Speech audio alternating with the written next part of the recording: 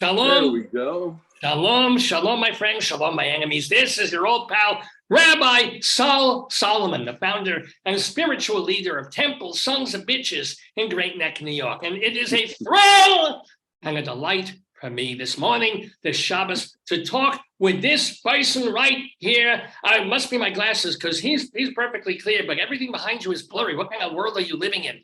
It's one of those weird ass things, you know. I don't know if you have a weird ass. Your head looks pretty good. It's David Spero. Oh my God, he's the author of a memoir called A Life in the Wings, written with Kim A. Zonneville. It came out just last year about his life literally in the wings of major rock and roll artists and bands. We're talking people like Harry Nilsson and Joe Walsh and Cat Stevens and people like and Michael Stanley. Plus, he also was there, not New York, but Cleveland, but was there in the early freeform days of FM radio. So there's so much to talk about with this fella who's on camera right now. So, ladies and gentlemen, won't you welcome to the neighborhood and give a big shalom to David Spero. Shalom, David. Shalom, Sal. I can't believe I'm in your presence. This is very early in the morning, by the way. And when you're in California, one of those California people now? No. I'm on the East Coast time. I just got back from Alaska, so I'm like 4 hours behind. All right. This is I can make a joke about being 4 hours behind, but it would not be for the children. So, There we go, talking about my ass again. There we are. So, how was your trip? I don't know, Alaska. No, but how was your trip to Alaska? You know, it was my 50th state. I've now visited every single state, which was big. Including the state of confusion. Yes. Yes. And just no. Okay, yeah. We've been trying to get there for 4 years because of COVID, and finally got there, and it was worth the wait. What was the best? What was your favorite thing to see or do there? You know, seeing the wildlife. I mean, whales everywhere. It was crazy. They were at the Starbucks singing around everywhere. Yeah, they were everywhere. I'm seriously. We did the cruise, you know, and it's like you're just sitting out on the balcony, and there's 3 or 4 of them just doing, you know, their thing, and watching bear literally taking salmon out of the water as they're coming down the falls and just eating them, and you're like 20 feet away. Well, wait. How is that safe? I mean, would you really feel safe watching a bear that could lumber at you rather quickly? Well, we were on a pretty big ship. He was just across the way from us. So, yeah, I felt, you know, if he was going to take a leap onto the balcony on the 11th floor, God bless. Now, let me ask you, David Spero, because I really want to get to your life and your career and all of this. Yeah. Because what a wonderful, in some ways, I have to say, charmed life, even from childhood, where most kids, you know, well, what does your father do? Well, he's a lawyer, he's an accountant, he does this, he drives a car. No, your dad was in TV. This is so exciting. So, it's pretty cool. Tell us some stories about your father basically working and running and doing camera and all this stuff at a TV station back in what, the 50s? Well, he started in the 40s when TV first started. He was one of the first, Cleveland is actually one of the very first TV markets in the country. And he was on the first TV station in Cleveland. So he was kind of inventing, you know, the process for, you know, what became network TV. With the Upbeat TV show, since we didn't really have syndication like we have now with satellites and, you know, all that digital, he invented something called bicycle syndication so that he could get his show out all over the country. And what he did, he came up with this concept of, well, there's 10 major cities. So we'll make 10 copies of the first show and send them out to those guys. and then they'll play it and they'll send it to the next 10 cities and the next 10 cities and the next 10 days. So for the Upbeat show, it took almost 2 months before it to play out, before it had been seen all across the country. Well, the record labels went crazy because they're like, oh, well, we know on this week it's going to be in Kansas City, and on this week it's going to be in Pittsburgh, and on the, so they could plan promotion accordingly. And it was very easy to break records for them that way, knowing where the show is going and where their artist is going to be, and promoting it with radio at the same time. And it was a pretty genius.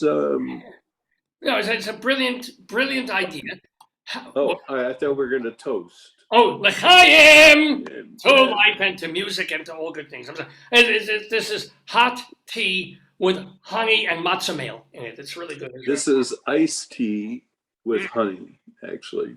So we're doing the honey thing together. But the syndication is what exploded the show, of course, and the labels just loved it. So they knew, like, if it's Tommy James and the Shondells, and week 1 they're in the top 10 markets. Yeah, well, I'm sure they made a lot of money. Yeah, money and more money. Yes, yes. But what did you do at the station to help your dad? Okay, so I'm 13 years old, and my dad has this idea to take top 40 radio to television. He had been watching like the Dick Clark stuff and some of the other local things, the dance party shows, And Upbeat was not a dance party show. Upbeat was more Ed Sullivan than dance party, because he wanted to take, like I said, top 40, meaning taking 8 or 9 acts and putting them on one show in the 1 hour concept. And maybe having one dance number where Dick Clark would have like Frankie Avalon sing 2 songs, lip sync 2 songs, and all the rest were dance numbers, where the kids danced to the records while they played them. So he wanted to take the performers and put them on live. And then he also wanted to take, like Mitch Ryder and have him sing with Otis Redding. And he wanted to, take Johnny Nash and have him sing with Billy Joe Royal. I mean, he would do all these weird combinations of having them do songs live together. And it just wasn't a concept that had started yet. It was pre. It was Midnight Special. Long before Midnight Special and Hullabaloo and Shindig and all those shows. And it was it really was life-changing. How were you involved as a 13, 14, 15-year-old? Were you holding cue cards? Were you Yeah, that was how camera? It started. My first gig was, holding up the cards for the host.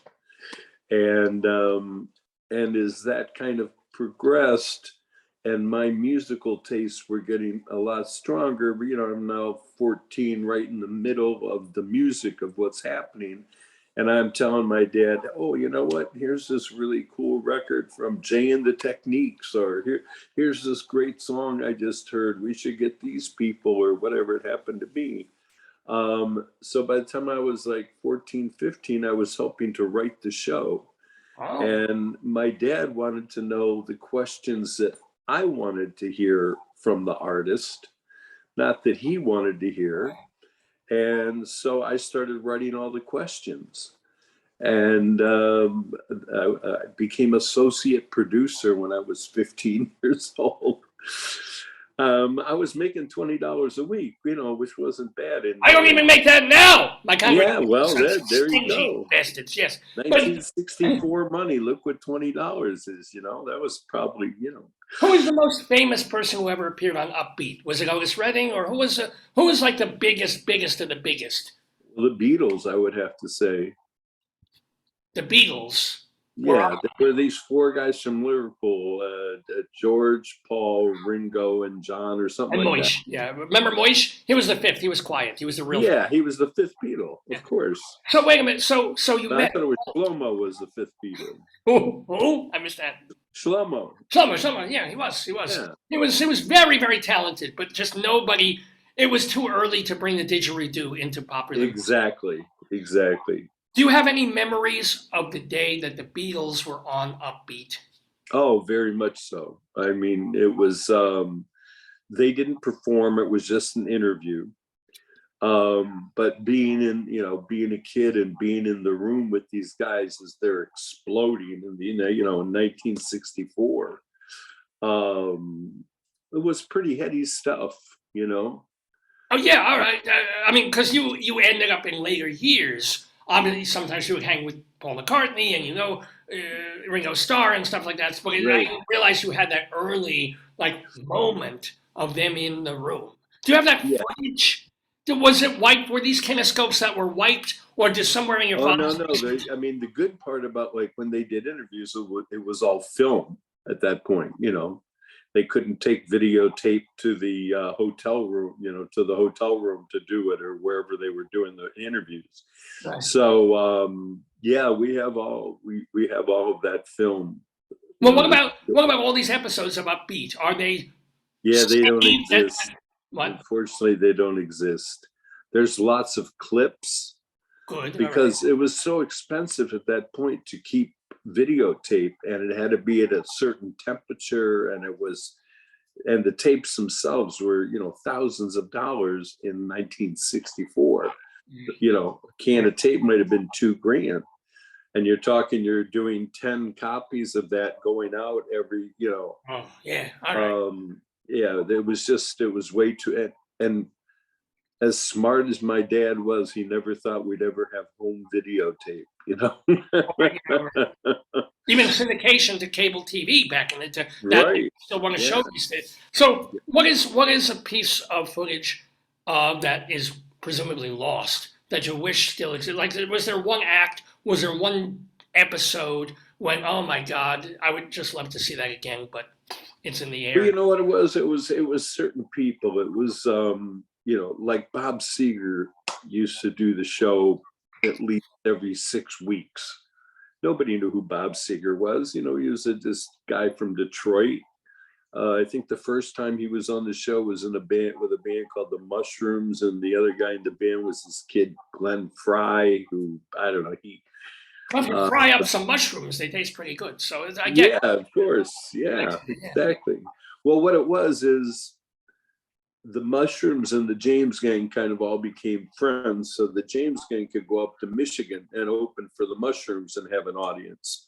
Mushrooms could come down to Cleveland, open for the James Gang, have an audience. So So did you we end up? all were, yeah, and Joe before the gang was in a band called the Measles, as in, hey, catch the Measles Friday night, All right, I was in a band called the Herp.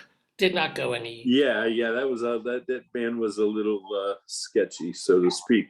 Yeah, But yes. but the Measles used to back up the bands on Upbeat. A lot of Upbeat was lip sync. So here's Joe with his band behind Bobby Goldsboro. Little thing that we do. Wait. So what was lip sync? I thought they were playing live. Or No, it's a combination of the two. Okay. It's a combination of the two. But do you mind if I fast forward, since you already mentioned now Glenn Fry and Joe Walsh, which are maybe your most famous quote unquote claim to fame in terms of people that you never repped the Eagles, or did you? But you repped Walsh, or how did that all happen? Well, I'd been managing Joe for a while, and we were at a point where no one was really sure what was happening. And just out of nowhere, I get a phone call from Glenn, who I had known, of course, from Eagle days, early Eagle days. One of my bands, the Michael Stanley Band, used to open for the Eagles constantly.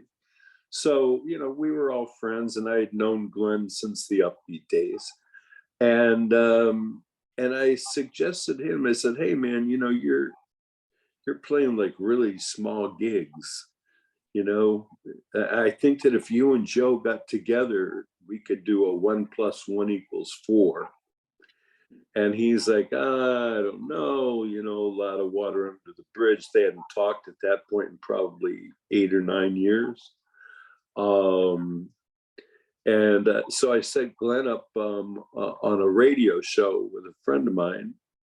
And I dropped him off at the radio show, and I went down to my car because you couldn't carry your phone with you then. You had to go to your car, you know. And I called Joe Walsh and I said, hey, Joe, you need to call up the radio station and hype your show. And then I came back up to the studio and I watched the phone ring. And I didn't tell Joe that Glenn was there. And I didn't tell Glenn that Joe was calling. And I didn't even tell the host, who, by the way, was Michael Stanley at that point. He was doing radio, that what was going on. And I just sat back and watched it. And the producer says to Michael Stanley, hey, man, Joe Walsh is on line 1. You know, he gets it in his ear.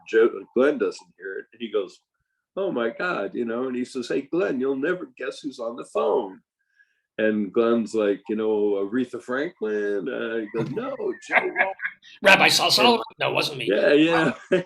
And Glenn's like, you know, giving me the finger and mouthing certain words to me, like, you know, I can't believe you're doing this. But all of a sudden they're on the phone together, and it's like they saw each other yesterday. And there was so much love between the two of them. They were just, Michael didn't get to say a word. It was just the two of them catching up live on the radio. And afterwards, you know, Glenn says to Joe as he was ending the call, he says, I'm doing Rocky Mountain Way tonight, just for you. I'm in Cleveland. I'm doing your song. And we get in the car afterwards, and Glenn's like, you know, don't ever do something like that to me again.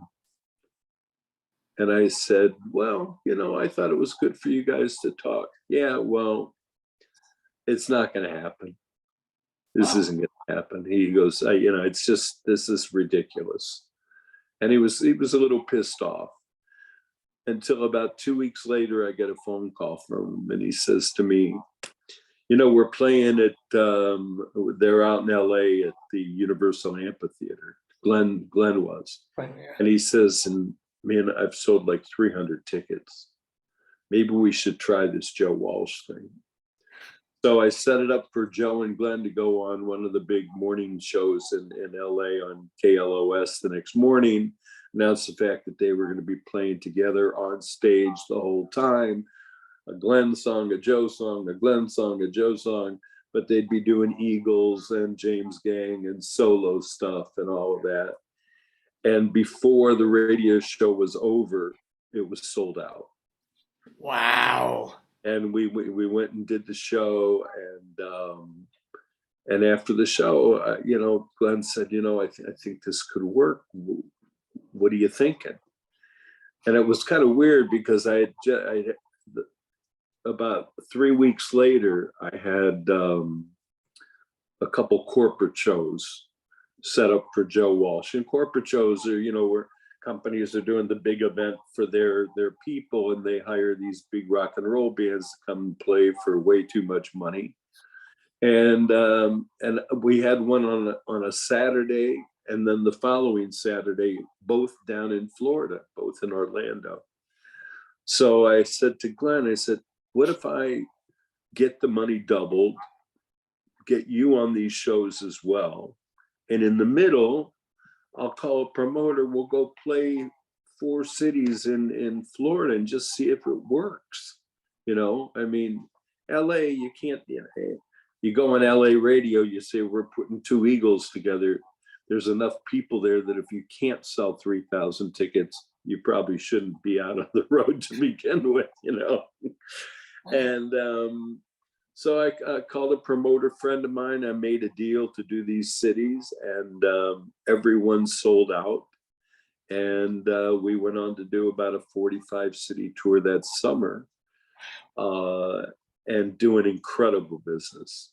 You know, we were doing 20,000 people a night. It was ridiculous. So your job as a promoter, as a manager, well, no, as a manager. Yeah. is I mean, are you always putting out fires? Is it what is the main, or just make on the phone all day saying I want to book him here? What's the fee? That's pretty much, yeah. It's just you know, you're flying off by the seat of your pants. You know, it's once Glenn said yes, Oh, I called a promoter that I knew down in Florida, and I just said, look, we'll pretty much work for, the back end. We'll give us a small guarantee, and then after we pay all the expenses, we'll split up the money and see what goes. It was incredibly successful. right. And later on, you managed Joe Walsh himself, right? Didn't you? You went on at a certain point to, were you managing both of them at some point, or one and the other, or what? Well, no, when we did this tour, it was Joe and Glenn. It was Joe and Glenn together. Yeah, wow. yeah. Wow. It was called POT, the Pot Tour, Party of Two. That makes me ask, since this was the rock era, and you repped and managed a lot of those rock men, was some of that trying to deal with, they smashed up a hotel room, he's on heroin, I mean, did you ever have to deal with that kind of, like, I better stop my client before he dies kind of a thing? Well, there's that. There was a time when if my phone rang after 10 o'clock, I thought Joe was dead. I mean, I would dread a phone call late at night thinking something happened to him. And when, the timing was, everything happens for a reason, Rabbi. The man upstairs has a plan for us. He takes care of it. We just either get it done or we don't. That's what it comes down to.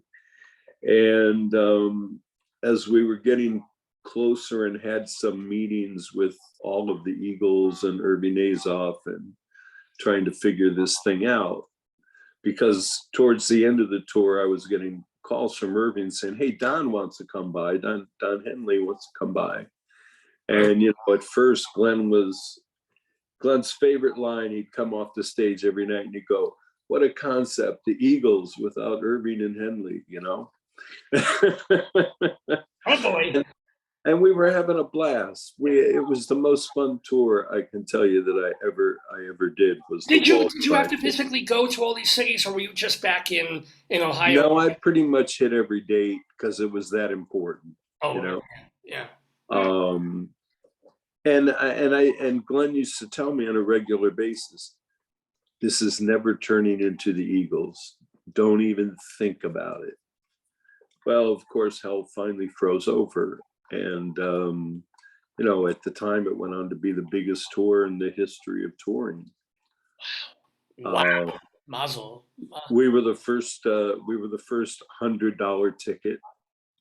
All right. And it was done for a multitude of reasons. When the Eagles first got back together, the plan was to do maybe a dozen shows.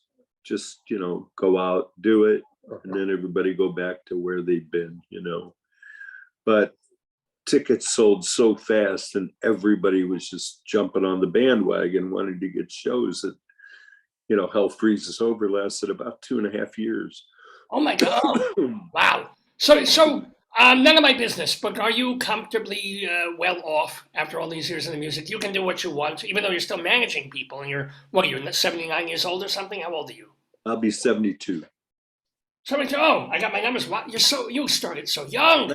Oh my God. Oh, you look so damn good. You must be. I was class of 69. I'll eat yours if you'll eat mine. We're the class of 69. Yeah, like this. I tried to do 69 last night, but I wrenched something in my back. But I don't even know what that means. Hey, it's Shabbos, you're allowed. But here's anyhow, yeah. So it turned into this big tour, which ended up turning into the Eagles. Yeah. And I didn't manage the Eagles and I didn't manage that tour, but I still managed Joe, and I was still, working with Glenn and at one point with Don Felder. So I was very involved with my artists in that tour. But the Eagles, that's Irving Azoff from A to Z, as you want to put it. You know what I mean? By the way, I do want to mention that not only are we talking with David Spero, and his book is called A Life in the Wings, which he wrote with Kim A. Zongabil, and it's from Mumford Press, which you can get in all the usual places books are. But you have a sandwich at Jack's Famous Deli named after you. Is this true? It's actually a salad. It's David's veggie chop. I don't eat meat. You know, You're a vegetarian there? No I'm wonder you look so good. pescatarian. I eat fish, but you know, Okay. that's because of heart attacks and stuff. But you know, yeah, no, I haven't had any meat for probably 45 years. You miss it? No, Yeah, no, not at no. all. No. And you have, let me take personal life, wife, kids, grandkids, anything like that? My son just turned 44 last week. That's why we were in Alaska. We went had a big birthday party for him on the ship. Big birthday party is him and his wife, me and my wife, and a waiter with a candle. But All right. It's it is Alaska. what it is. Yeah, It no. is what it is. Yeah. And my wife and I have been married for 40, going on 46 years. Mit Mazel, mit Wait, I can't believe And the same one, not like, you know, like as Walsh once told my son, he goes, yeah, you know, I've been married as long as your parents, but just 6 different women. Now, I can't believe we're almost, because we want you to stay and play the trivia game with Dave and the usual panelists there. We only have a couple of more minutes to, and I have this list of questions about so many different, I don't even know which to ask, so you're going to come back on the show another time and talk about those. But well, we can do that.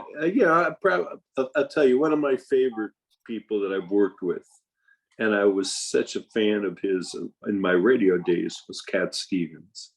Yusuf Islam. Did you rep him at the time when people hated him because it was post 9/11 and he turned Muslim and we were all like, you know, hello? Well, see, the thing is, people get their facts really mixed up.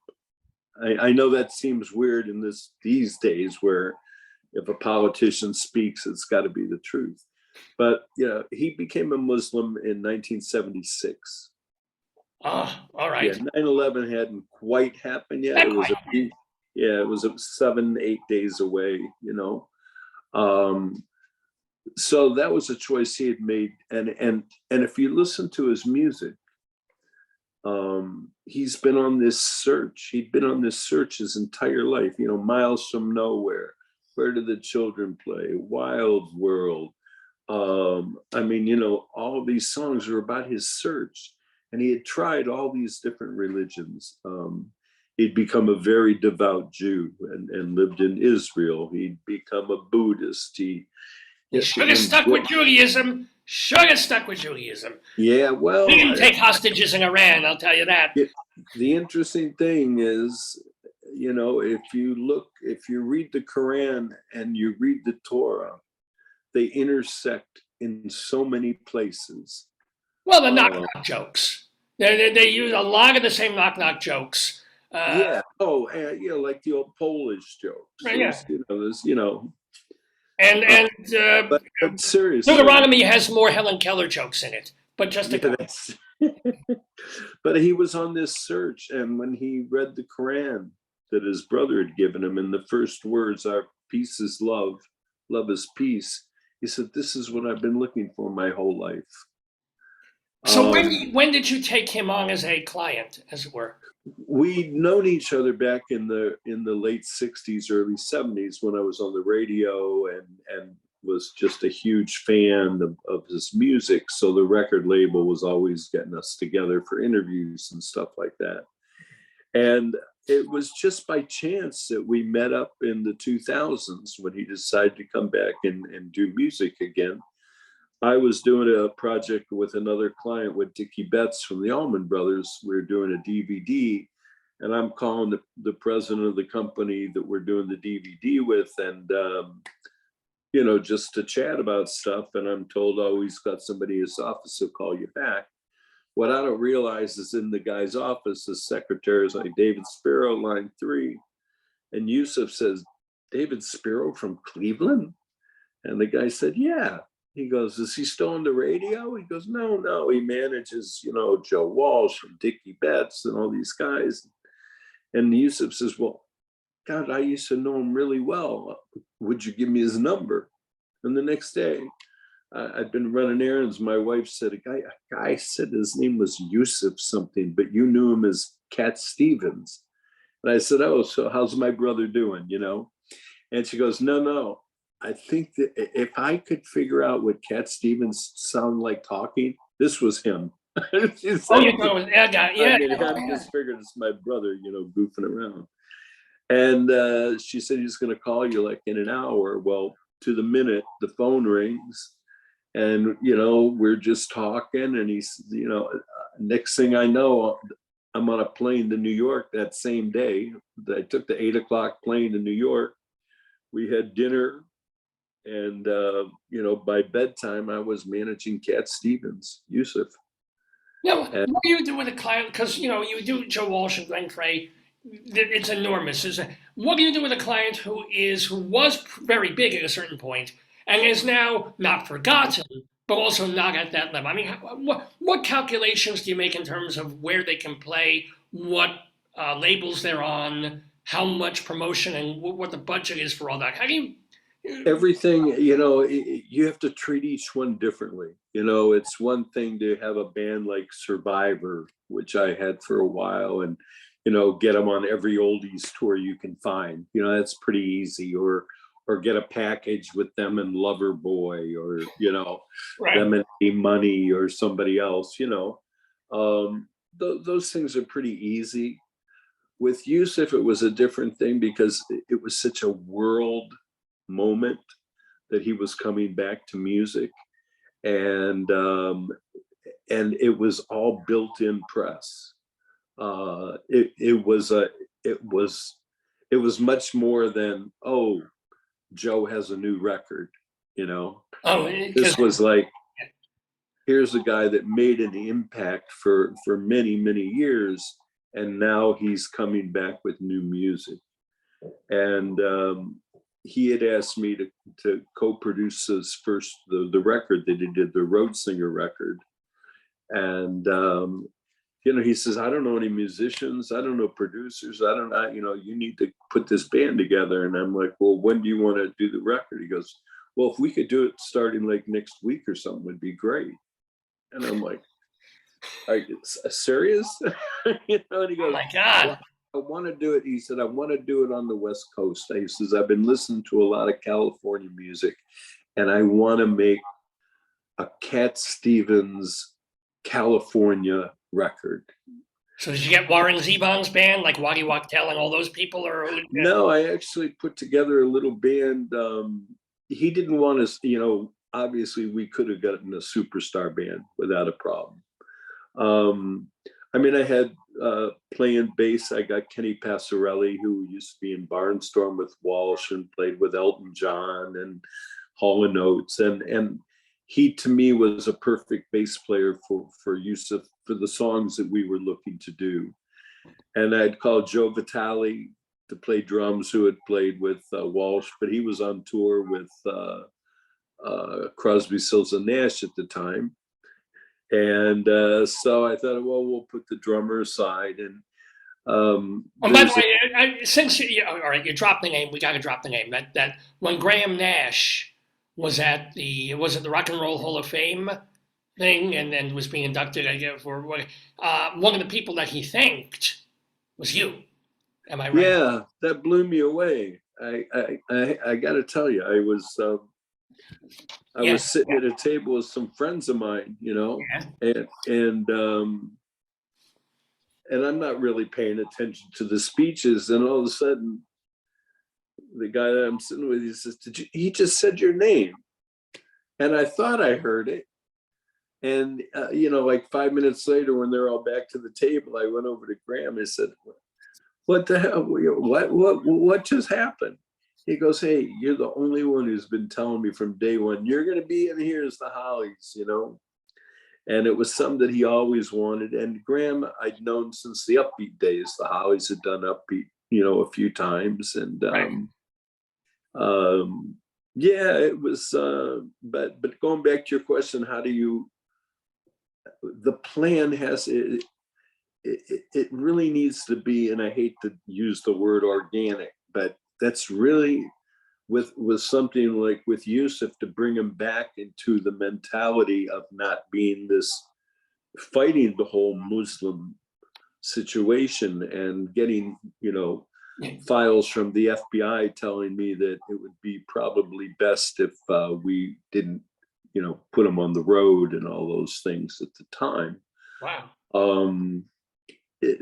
But you know, we did it through TV. It was like, okay, well, let's do, you know, the traditional things and get him on the Jimmy Fallon show when he was just taking over the Tonight Show, and Yeah. we did Jay Leno out on the West Coast, and we did Charlie Rose on PBS, and we just really turned it into like, this is a TV project, you know, getting him on TV, telling his story. Stephen Colbert was one of those places we went to, and I think had probably the best effect of getting the word across, because I turned Colbert down 3 times because I didn't want it to be a joke.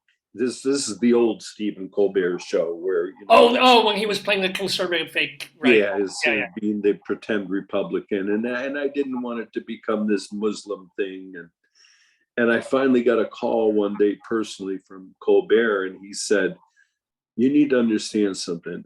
I will treat him with kid gloves. I promise you." He was the link between me, my brother, and my father. And when his music was the one thing that brought us together.